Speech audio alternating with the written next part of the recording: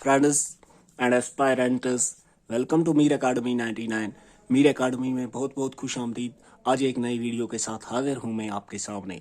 ये वीडियो जो रिसेंटली 27, 28 और 1 मार्च को JKSSB का क्लास 4 का एग्जामिनेशन हुआ है, उसके एक्सपेक्टेड कट ऑफ के बारे में है। तो इस वीडियो में फ्रेंड्स, इसमें हम जब एक्सपेक्टेड कट ऑफ देखेंगे क्लास 4 का, तो इसमें हमें बहुत सारी चीज़ें देखनी है। पहले ही हम ये देखेंगे, फर्स्ट पॉइंट ये है कि यूटी लेवल कट ऑफ था।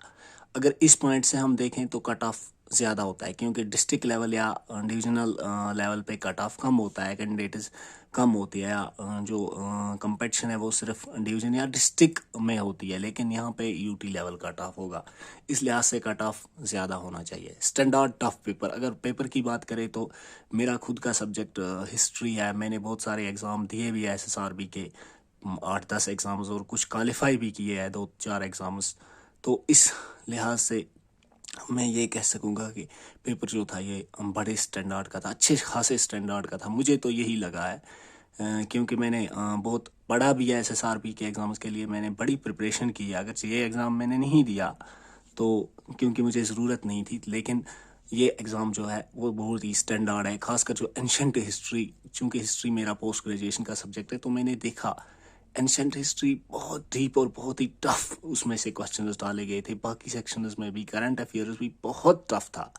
लेवल ऑफ कैंडिडेट्स, अगर हम कैंडिडेट्स की लेवल की देखें तो देखिए, जो PA, टीचर और बाकी एग्जाम्स होते हैं जहाँ पे ग्रेजुएशन एलिजिबिलिटी होती है, वहाँ पे नेचुरली कैंडिडेट्स कम होते हैं और ग्रेजुएट कैंडिडेट्स होते हैं। यहाँ पे जब 12th पास ही था तो यहाँ पे बहुत सारे कैंडिडेट इसमें थे, तो उनकी लेवल जो है बहुत सारों की ग्रेजुएट्स से कम थी। क्यों?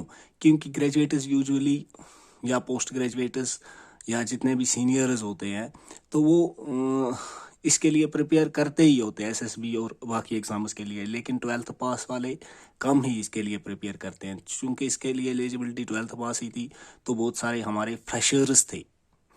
तो मैं इसलिए ये कह सकूँगा कि बहुत सारे जिनके लिए खासकर ये एग्ज़ाम था, तो लेवल ऑफ कैंडिडेट्स उनका लेवल बहुत कम था। हमें उस एंगल से भी देखना पड़ता है। हाँ, अगर कोई कैंडिडेट जिसने इसके लिए एक्सक्लूसिवली ये सिलेबस बहुत प्रिपेयर किया हो, बहुत हार्डली, वरना बाकी ज़्यादातर कैंडिडेट्स का लेवल जो था वो कम ही था। तो इस लिहाज से मेरिट क्या होना चाहिए? कम होना चाहिए।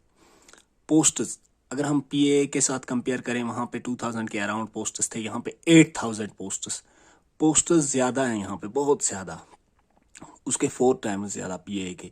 लेकिन यहाँ पे कैंडिडेट्स भी ज़्यादा है, लेकिन फिर भी पोस्टर्स जब ज़्यादा हों तो मेरिट जो है वो डाउन ही होगा कंपैरिजन विथ PA। अगर हम PA की उस हिसाब से बात करेंगे तो वहाँ पे क्या था, वहाँ पे मतलब जनरल में 80+ आया था आउट ऑफ 120, लेकिन यहाँ पे 100 मार्क्स में से है। ठीक है, तो इससे पहले मैं एक चीज़ और क्लियर करूँ कि ये जो 4th क्लास एग्जामिनेशन था, एज पर रूलर्स ये 12th पास वालों के लिए था। मेरा अनबाइस्ड अप्रोच रहा है, मेरा बाइस्ड अप्रोच नहीं रहा है। मैं साफ साफ क्लियरली कहता हूँ कि एज पर रूलर्स ये 4th क्लास के लिए था। अब देखते हैं SSRB और अथॉरिटीज़ क्या करती है उन ग्रेजुएट्स के साथ जिन्होंने फॉर्म अप्लाई किया, लेकिन एज पर रूलर्स ये सिर्फ 4th क्लास के लिए था।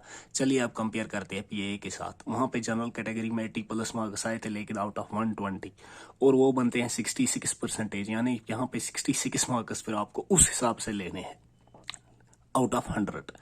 लेकिन मैं 66 को थोड़ा सा कम ही करता हूँ, क्योंकि यहाँ पे पेपर जो है वो ज़्यादा टफ था, या फिर पोस्ट ज़्यादा हैं, तो कैंडिडेट्स की लेवल कम है, या फिर अगर सिर्फ उनको एलिमिनेट किया जाए, किसको, वो मैं एक सेकंड, वो मैं बाद में करता हूँ। तो इसलिए मैंने ये चीज़ें देख के, स्टैंडर्ड पेपर और ये बाकी सारी चीज़ें देख के, यहाँ पे 66% के आसपास ही रखा है।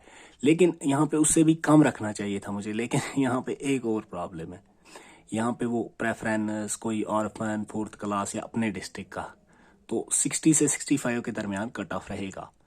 ये मैं 60 ही रखने वाला था, लेकिन चूंकि वो प्रेफरेंसेस, अपने डिस्ट्रिक्ट की प्रेफरेंसेस वगैरह लेकर, और फिर ऑर्फन या कोई 4th क्लास होगा उनके पॉइंट्स लेकर कट ऑफ 65 तक जाएगा। हाँ, अगर रिटन टेस्ट की बात करें तो कट ऑफ 60 ही रहेगा, और अगर ग्रेजुएट्स को एलिमिनेट किया जाता है तो कट ऑफ और नीचे जा सकता है, क्योंकि फिर 4th क्लासेस की जो 12th क्लास, मतलब 12th पास है हमारे कैंडिडेट्स, एस्पायरेंट्स, उनकी लेवल तो और डाउन जा सकती है।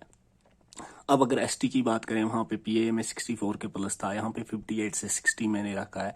58 रिटर्न का और 60 तक जाएगा अगर इसमें वो एडिशंस, दूसरी चीज़ों की प्रेफरेंसेस की एडिशंस करेंगे। आरबीए का वहाँ पे 65 कुछ था इसके आसपास ही था 60 के, तो यहाँ पे मैंने इसको 62 रखा है, क्योंकि कैटेगरीज का ज़्यादा नहीं जाता है। फिर अदर्स का भी मैंने 60 के अराउंड रहा है। तो ये जो 60 यहाँ पे या 58, 60 ये मैंने रखा है अगर उन प्रेफरेंसेस के बगैर। तो प्रेफरेंसेस मिला के जनरल का 65, एसटी का 60, आरबीए का 62 और इसका भी 62 तक ही अदर्स का जाएगा, जो पहाड़ी स्पीकिंग पीपल या बाकी है। तो लेकिन मेरे ख्याल से कट ऑफ 65, 60 ये नहीं जाएगा, ये 60, 58, 60 जाएगा, क्योंकि अगर ग्रेजुएट्स को हम एलिमिनेट करेंगे, और मुझे तो यही उम्मीद है कि ग्रेजुएट्स को एलिमिनेट ही किया जाएगा एज पर रूल्स, क्योंकि रूल्स तो मानने पड़ते हैं। फ्रेंड्स, मैं उम्मीद करता हूँ वीडियो आपको पसंद आई होगी। चैनल को ज़रूर लाइक कीजिएगा, वीडियो को लाइक कीजिएगा, चैनल को सब्सक्राइब कीजिएगा और वीडियो को शेयर कीजिएगा। थैंक्स।